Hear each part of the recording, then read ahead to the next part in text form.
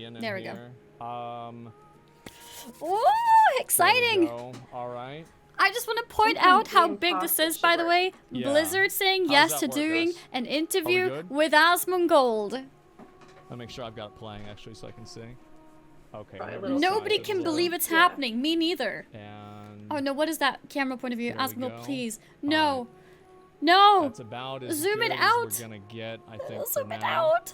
Why is it Okay, just a head, I Asmongold? think that should be good. Can you move him up at least? Okay. Amazing. All right. Yeah. I Amazing. don't know how Why is this his has chat happened, lying but to him? somehow I've actually made it work through a pretty weird setup, but it's good All right. enough. Yeah, I guess it's Yep, good enough. music's off. Everything should be good. And he's in All right, Ian, can you hear me? shambles. Yes, I can. Okay, all right. Well, Awesome. I have to say, I am kind of amazed that this is finally happening over 4 years or so. So, yeah, I wanted to say thanks a lot for coming on. I really appreciate it, man. No, absolutely. It's a pleasure. Been a while since bumping into you, like, coming off stage at BlizzCon years back. Yeah, 4 years ago. I saw somebody post the picture, and it was quite a shock to see how much hair I Oh, had back whenever then. Ian is Really nodding, was. his You and me both. chin Yeah. goes beneath Well, the camera. The first thing I want to ask is, now that Shadowlands is primarily over, what would you really say are the biggest successes of Shadowlands? What do you think that we can Good expect question. to see going Okay. forward? Definitely Covenants. I think, Covenants, we want to make sure, like, that's actually, I think we want to fit those into Dragonflight. And Yeah. So, high level, I think narratively, one of the big challenges and exciting things about Shadowlands was making something brand new in World of Warcraft. Like, we've, over the years, mined out a lot of the lore, a lot of the original settings from Warcraft 3 and onwards. And, every time comes time to make a new expansion, one of the big questions is like, okay, where's left for us to visit? And I think the challenge of, say what you will about Sylvanas, the Jailer, the rest, I think building environments and building characters and cultures in the enchanted forest of Ardenweald and, the Gothic castles and cities of Revendreth and so forth, and having that feel like an extension of World of Warcraft and having players really vibe with those environments and call them home, I think that was super satisfying for all of us. Obviously, I think along the way, a lot of the realizations we came to in, driven by community feedback over the course of, the middle of Shadowlands, 9.15 and onward, I think are something that will change WoW for the better forever going forward. Yeah, I think so too. I mean, I remember watching the Taliesin interview tomorrow, or tomorrow. Yesterday, excuse me. And He was in the saying how pretty future! much all of the stuff is going to be account-wide now for Dragonflight. Yeah, that was Or good. a lot of the in-game systems. I'm sure that will be weaponized against me and us. And it's like, hey, Ian, you promised everything.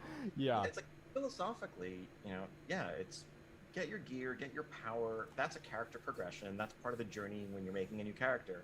But yeah, access to content, utility, cosmetics, almost all the rest. And we also want to ask the question of, like, how fun is the content that you're going to have to do to replay multiple times? Good question.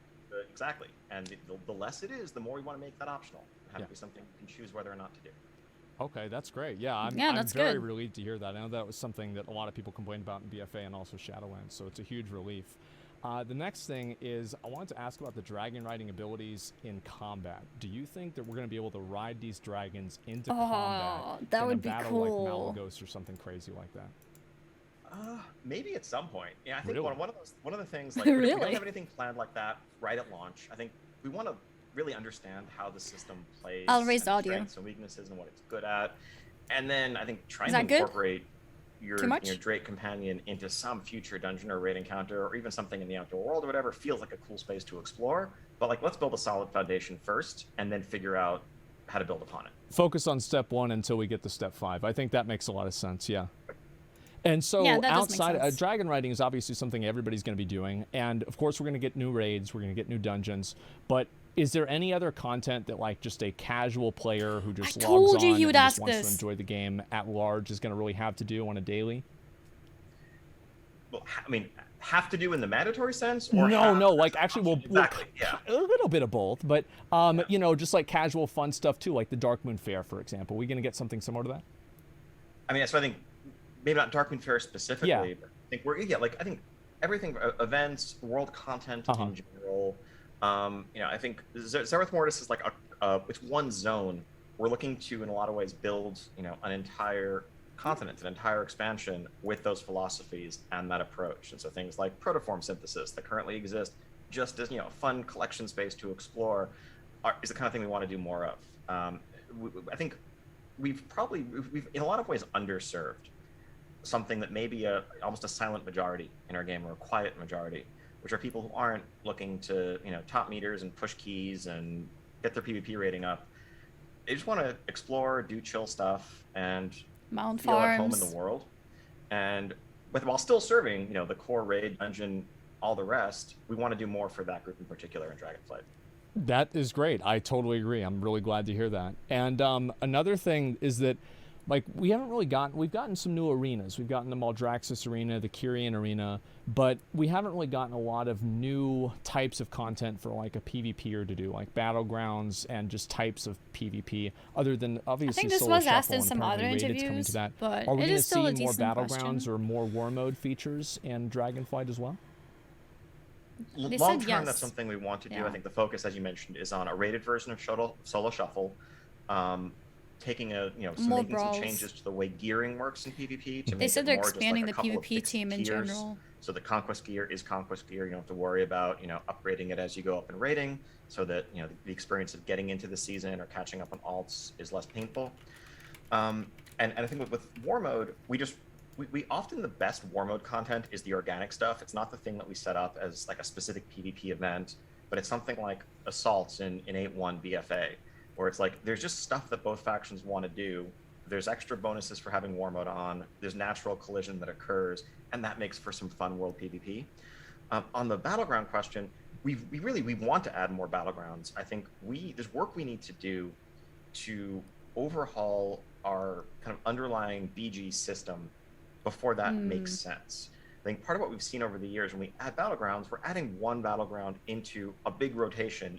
Which most people random queue for, you might queue all afternoon and not land in the new battleground at all. And so it's like, is that really changing the experience in the way that we would hope that new content would? That's why I think recently you've seen us pivot to brawls a lot, where we can have at least focus on that specific brawl in a specific week or two. But I think as our general approach of looking at evergreen systems and foundations of our game continues, Evergreen and we is have really the ones we're important. focusing on right now for Dragonflight. I think looking at how the BGQ pool works, and maybe there's something we can do there with a seasonal rotation going forward that lets us bring in new maps and focus on specific ones. There's a lot of stuff we want to explore in the future, but not for Dragonflight right at launch. So kind of like the seasonal thing that you're doing with the dungeons in Mythic Plus, kind of? Could be, yeah. Yeah, okay, all right, yeah, I think that makes sense. And now I have kind of a much bigger question, is that every expansion, we go up like 100 or 150 item levels. Like characters at the beginning of the expansion are doing 20,000 DPS, at the end they're doing 100, like 5x more. And like we've had so many stat squishes right now, we need one like every other expansion. And like with BFA, we needed one just inside of that expansion. Do you guys see that as a problem, or is that going to be pretty much just the norm going forward? There are aspects of it that are problematic. I think not having that extra multiplicative borrowed power helps keep that power creep in check. Like over the course of Legion, some of your power came from gear. A huge portion of it came from dozens of artifact traits and legendaries and all the rest multiplying across that. That was great. But the item level progression, honestly, that's been part of World of Warcraft since, I would say, the middle of Wrath of the Lich King. Mm-hmm. Right around like Ulduar into TOC into Icecrown was the first time in WoW where Blizzard kind of officially said, you don't need to go back and farm old raids anymore. You don't need to keep farming for your DFT all expansion long or whatever. It's just the new tier is a fresh start. And that has a lot of advantages in terms of just accessibility, making it feel like it doesn't matter if you missed a patch, you're not forever behind. You can come back, join your raid guild, play with your friends, jump in, join pugs, whatever, and do the new thing. And that's just kind of how WoW has been for the last 15 years. I think we've experimented a bit with item level gaps between tiers, but what we often find is if an item isn't at least a certain % better than what you got months ago, and you're having to learn an all new encounter or go into an all new challenge to get it, that just doesn't feel good as a reward. If you're, a guild that does normal raids and progresses into heroic over the course of a tier, let's say, but you're going to start in normal of the next tier. If that gear isn't better than what you're wearing, like what's the point? Where do we even go from there? And so that has dictated certain gaps. And I think the most important thing is that rewards feel rewarding in the short term. And one of the burdens of the years-long, decades-long life cycle is doing things like squishes. But while we don't love it from an elegance perspective, I think it's better than saying this patch or this raid tier is not going to feel rewarding just so that it buys us more long-term room. And like, how long do you view that like kind of upgrade cycle being? Because we've had a few of these overlaps happen. Like you remember like Ashvane's Razor Coral or like Ashara's Font. Do you see it as a positive or a negative, or like, because what happens nowadays is that it feels like you're not really playing the whole expansion. You're just kind of playing just the patch. It's like during Sanctum of Domination, why would you go back into Castle Nathria? And especially nowadays, why would you go back? And it seems like you're trying to solve that problem a little bit in Season 4 with like these new affixes and things like that. I think that's better, is that honestly. something that we can just expect to see bring going Season forward 4 into Dragonflight? or like the last season, cover all the raids again. Not, I don't think not during initially. the patches you should go back but the to old Season 4 patches. experiment, like I think as a capstone to expansions, is something that if this works, I'd love to repeat and love to have a little bit of a remix to help avoid content droughts at the end of expansions, along with, of course, just getting the damn expansion out faster. Yeah. But I don't know. I think a lot of this is listening to what players prefer. I think a lot of what we've heard is that when there are those one or two outlier items from prior tiers People are annoyed. that feel relevant long term, we get negative feedback on that. People who don't really feel like they want to have to go back and people farm don't up want to Sylvanas go back. daggers It's or whatever true. else, particularly if they skip that tier and now you're like, oh, I want to switch to Rogue in for Sepulcher. Oh, I have to go find pugs and go back and do this other thing. And also, when it's the idea of making more stuff in that space, people are often happy to move on from a setting that they've spent months in, whether it's raiding with a guild, progressing, or pugging. A new environment is part of what's exciting there. So I think we're open to it, and if there's a couple of outliers, we definitely don't want to stop those items from being exciting. But I'm not sure that, feel free to correct me if I'm wrong. I'll certainly look at feedback that comes out after this interview. But I'm not sure people are clamoring to have reasons to go back and do Sanctum every week right now. It's weird because like for some people, I think they enjoy it. For others, they don't. I mean, I know that, you can always go back and think of the items from like BC or even Wrath, or especially Classic.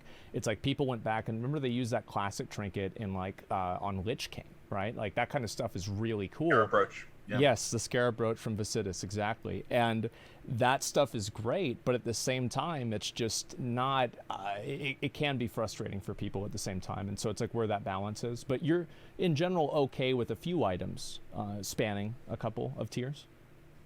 I would say a couple of tiers is probably a lot. I think one tier is fine. I guess so. Yeah, something like Sylvanas Daggers is fine. No Arcana Crystal? Yeah, no, not so much, no. Yeah, okay. All right, well, I mean, now that we're talking about loot, why do you not want to bring back Master Looter?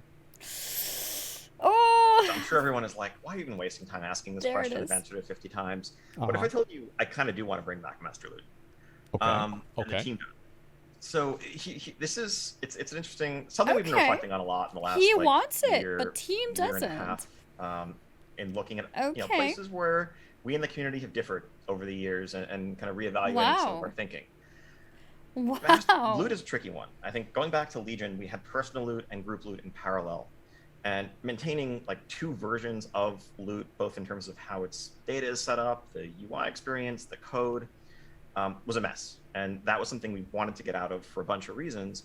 And I think at the time, we were looking at group loot, saw a bunch of problems with this structure we built. We're like, let's tear it down.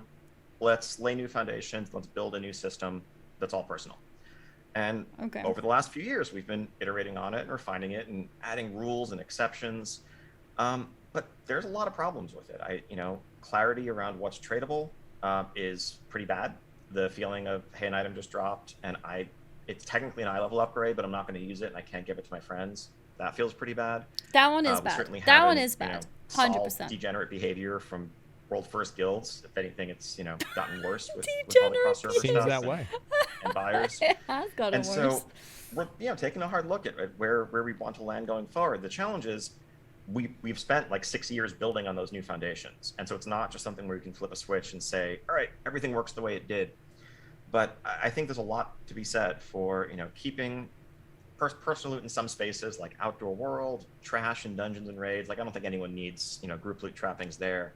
But the core experience of, like, you kill a raid boss, there's 4 things on the corpse, and you figure out what you want to do with those 4 things. That's something we'd like to get back to. I don't have the ability to promise that all the work to make that happen can occur in, just the next few months. But in terms of long-term heading, I think that's what we're thinking. Oh, it's lagging a bit. It's not that So the it team is is coming back. necessarily ideologically opposed to this. It's just that there was a lot of tech problems and like the dissonance, and I think it was Taurus whenever this happened, just caused that problems. Wow. It's basically we have our tools, our code, every assumption we've made, how we build loot tables from 2018 onwards has gone in one direction, and now we would need to just turn back around. And I think there's a lot of questions to figure out also. I think we should also bear in mind that going back to group loot means that, like, you can have a bow drop with no hunters in the raid. Yeah. And sometimes that's a thing that will happen, and feels bad, but that's kind of okay. Transmog piece. Yeah, because the thing we can't have happen is a world where loot is still smart. For warriors, and if you stack a group with like 6 warriors, you're only going to get warrior loot, and it's completely tradable with no restrictions. That just kind of breaks everything. So we need to just figure out a middle ground. Did he really just say warrior for Asmongold? What about a warlock? Okay, huh, all right. Yeah, Ian? I guess that does definitely make sense. I mean, logistically, it seems like it would be very, very easy to stack a raid in that regard. And, I would advocate for that, but that's a little bit too much in my own personal interest. But another thing is that the add-ons nowadays, we see that there's a huge UI redesign that's being done with Dragonflight, and I think that's a good thing. And you see nowadays, like, many people, whenever they're joining a guild, having weak auras or having DBM is pretty much required, and it creates, like, this artificial gap between, like, casual players and hardcore players. It's kind of like a 2-part question, and like, number one, like, does the team, just straight up, does the team design like these like heroic and like mythic encounters for add-ons? Same with like Mythic Plus. And the second part is, are we going to see more of these features incorporated into the game? Yeah, so that's an awesome question. It's something we spend a lot of time, especially recently, debating. We design acknowledging the existence of add-ons. I think we have to. Sometimes we're actually designing and implementing mechanics in ways that are going to try to work around add-ons, whether it's like entering the code to disarm the bomb on Mekator, or the Among Us game on Lords of Dread, and fixing stuff to plug loopholes that people found, because we know, like, hey, we have this idea that could be really fun gameplay, but if an add-on solves the whole thing for you, then what's the point? We have to acknowledge its existence. Ultimately, we're tuning raid encounters in particular with 2 goals. One, it should be fun. It's kind of goal number 1. Goal number 2 is it should provide an appropriate progression experience for the difficulty and where it is in the raid. And so, a heroic boss that's like late in the tier, our goal ultimately, we probably want that to take like 10, 15 wipes to beat, maybe a couple nights. Ideally a good progression experience is for a heroic guild, you spend your first night, make good progress, you're getting to the start of phase 3, you come back the next night, you tighten up your execution, you get the kill, feels good. Feels like you earned something, but it's also not super frustrating. If you walk in and you kill the boss in 2 pulls, that's a letdown. We actually, you didn't really get to feel the progression experience that you're looking for. And the reality is, people are using add-ons.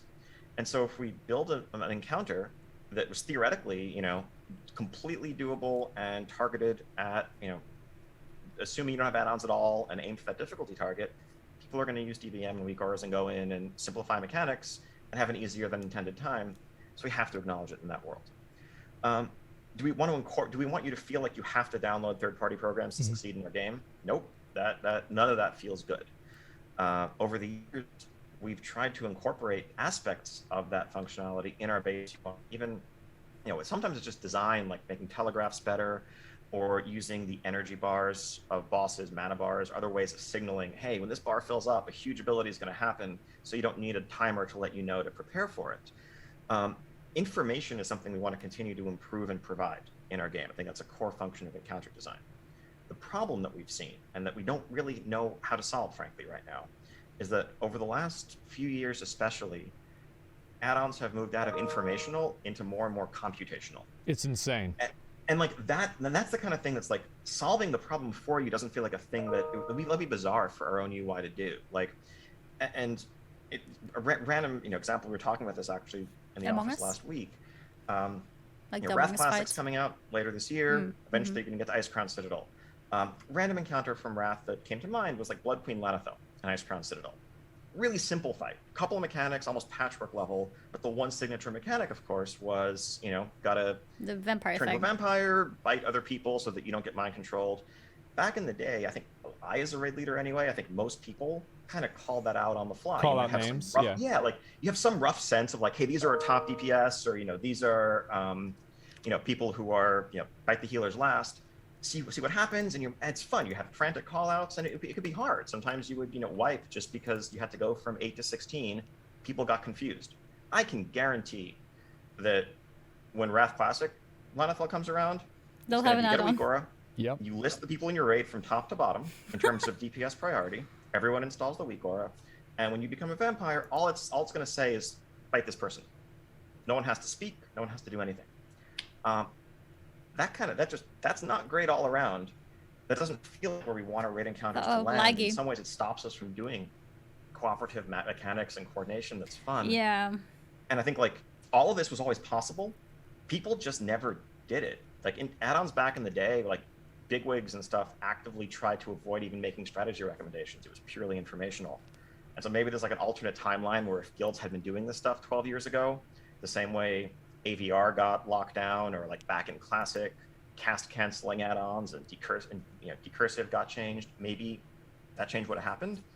But now we have like a decade worth of add-ons, including things you use to play your rotation better and all the rest, that are built on that framework. So it's not clear what the path forward is. I think we would have to we'd have to like do something like restrict what add-on APIs can access, at least in raids and dungeons.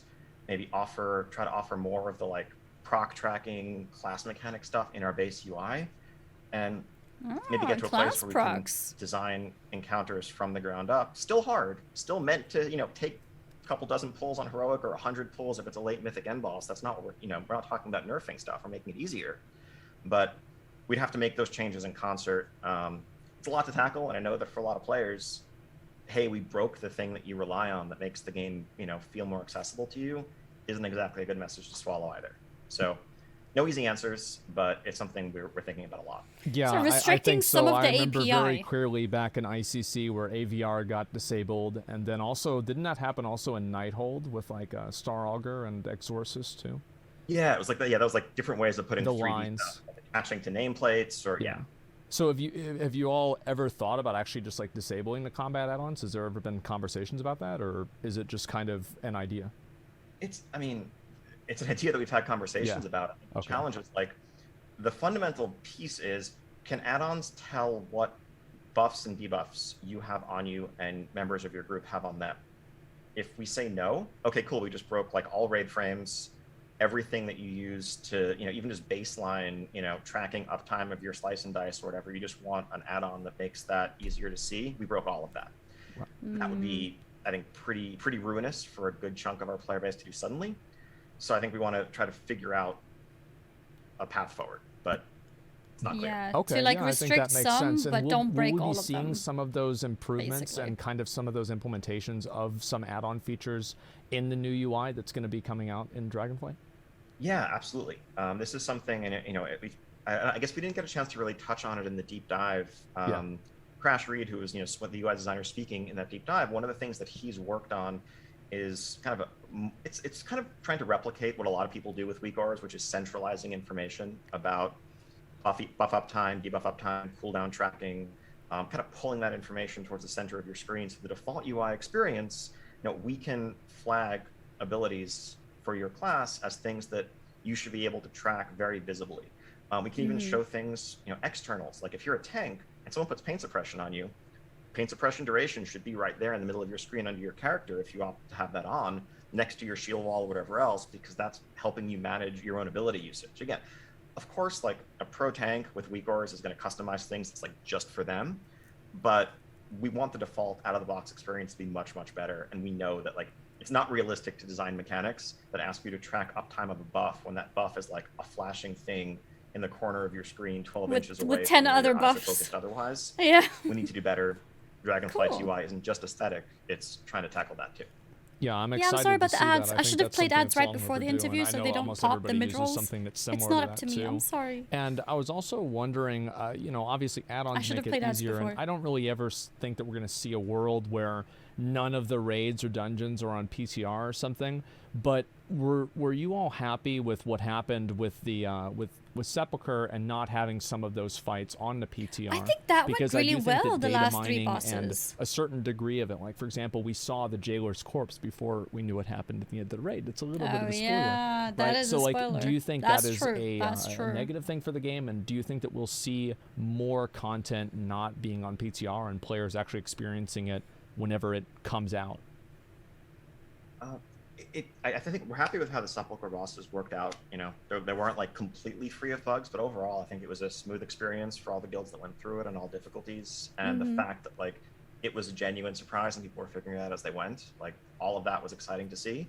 We'd like to do more of that. Data mining in general, I mean, I think when it comes to story, definitely makes for some odd, like piecemeal experiences where this portion of the story is visible, but then like no one knows what the cinematic is. So then all of the focus becomes, you know, the cinematic as opposed to the entire story that's told in context. Yeah, ultimately, we want to strike a balance between being able to get the feedback that's going to be important to make the game better. I think if we didn't have PTR at all, well, people wouldn't have had a chance to tell us after playing with and testing their set bonuses on target dummies or going into the raid that, hey, this feels kind of frustrating, or, you know, I don't like the way this interacts with my rotation. And we wouldn't want to lose all of that. That's not like finding bugs. That's just getting ahead of important feedback that's going to make the game better for more people. Yeah.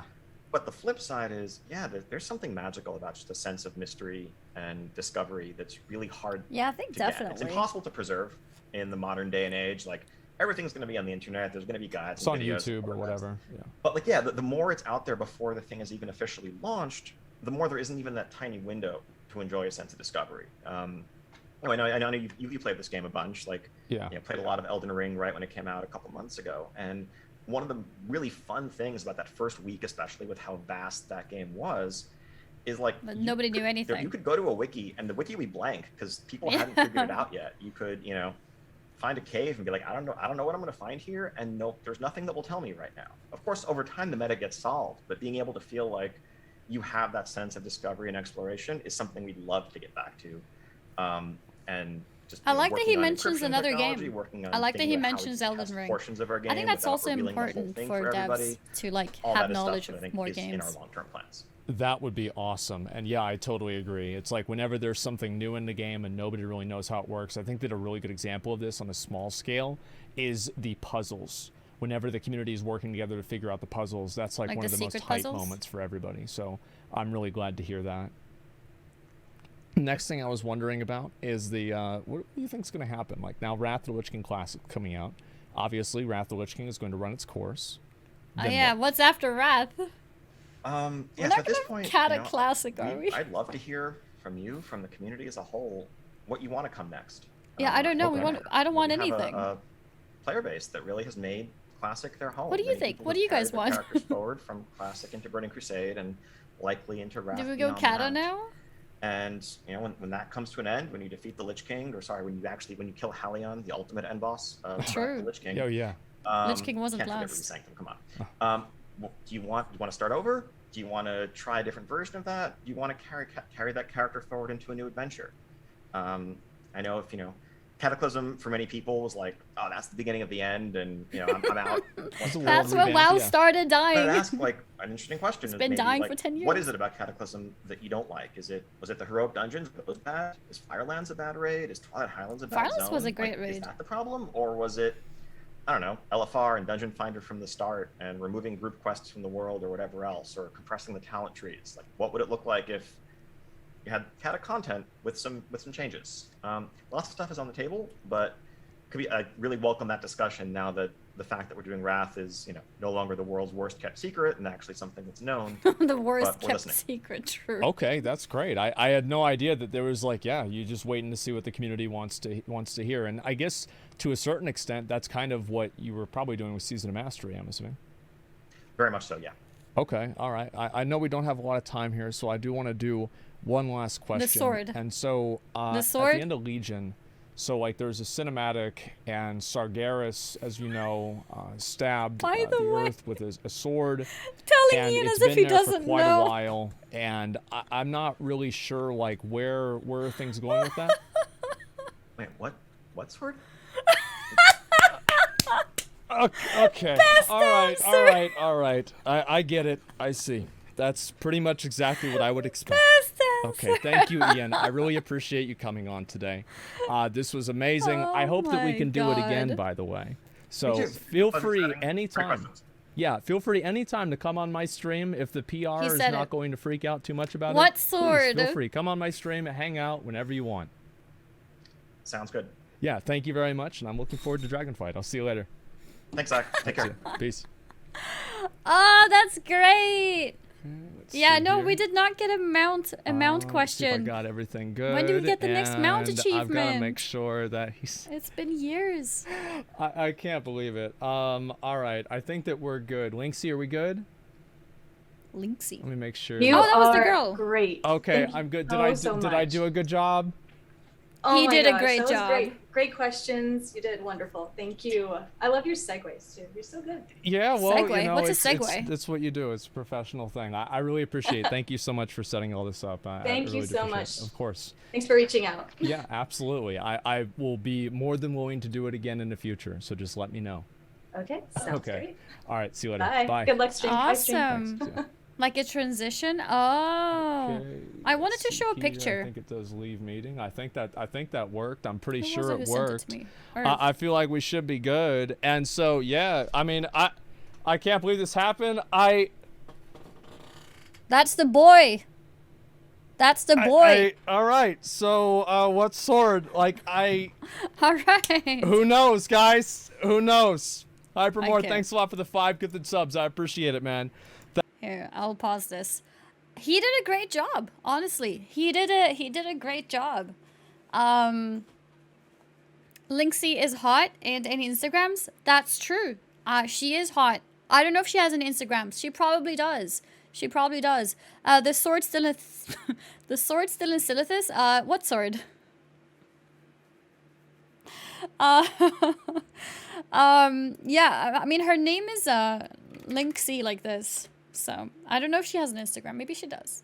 Maybe I like how the first question that we have here after this whole interview is like, hey, Linksy Instagram, by the way. But yeah, that was great. I think that was awesome. It was interesting to hear that they actually are considering Master Looter bringing it back. I actually remember when they removed Master Looter in general that they did have a huge revamp of looting in general. I remember at the time, I think I even said it on stream. I was talking to you guys about it, and I was I had a feeling, or I had like an understanding that when they were working on the loot, what they were trying to do was simplify the entire game. They were trying to streamline a lot of things. They removed loot options entirely. And like even legacy loot now, it's not something that you click, right? It's not like click legacy. It's literally like it's automatic as you go there. So I remember when this happened that it was very much one of those things where they were just streamlining and simplifying the game in many ways. But it's interesting to hear now in hindsight, Ian himself wants it. He said the team, like, maybe not a huge fan, so they haven't prioritized it. But they're working on it. They're working on it. Master was so bad, we need personal with no trade restrictions. That's an interesting point as well. They could even just change some of the trade restrictions to remove some of the frustration for sure. But I think having an option for it, though, would be good. Having an option would be good. Another thing I wanted to say, casual content. I'm not sure if I was entirely happy with the casual content question because I didn't feel like there was anything said about it. But I think it's interesting that Asmongold mentioned Dark Moon Fair, and well, I wouldn't really want them to work on like a new Dark Moon Fair in like this new zones or whatever. Because that would make it not so... It would make it, a bit annoying to reach, and it's like in a different zone that you may not want to be in the future expansions. But what I would like to see is something like bring more updates to Dark Moon Fair.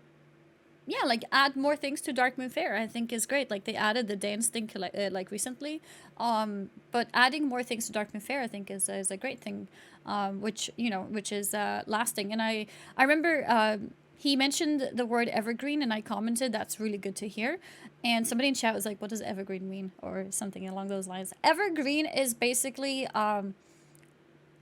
it's things that last forever, kinda. It's things that are not like just now in the moment.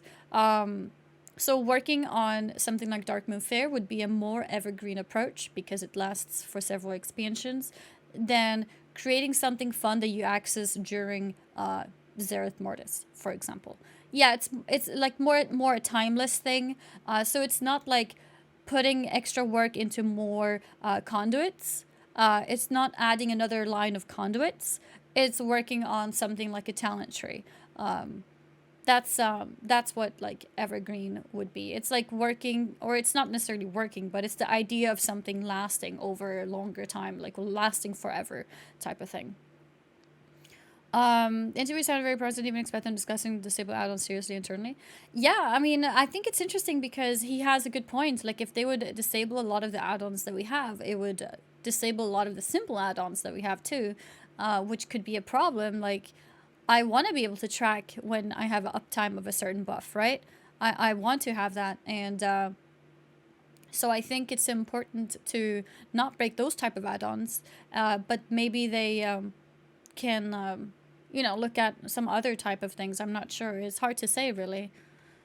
They can't disable all add-ons. I really don't think they can. But I guess that's the approach that they're trying to go towards by giving you more UI options, for example, right? They're giving more UI customization options in the future.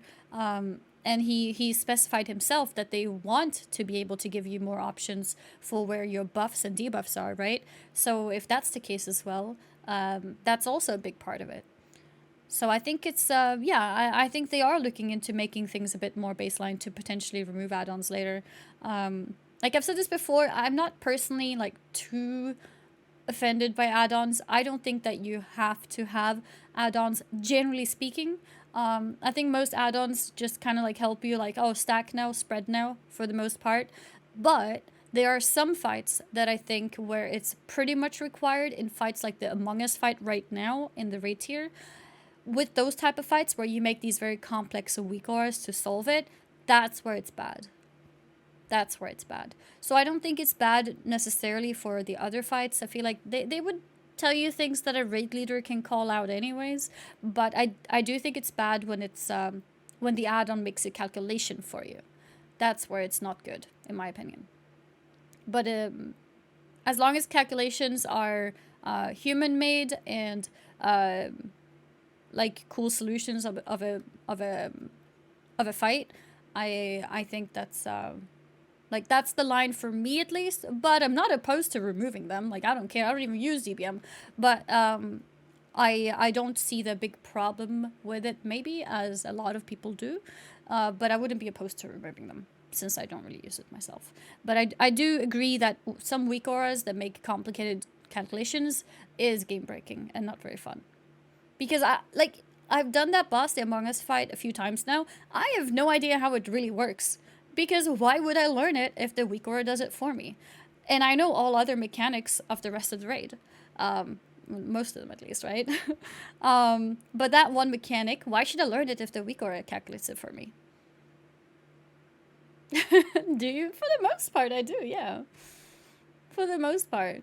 But that mechanic, no idea. Haven't bothered to learn it. So yeah. And that's how I see it. But yeah, that was really exciting. That was cool. That was cool. I'm very, very happy. It's awesome. Okay.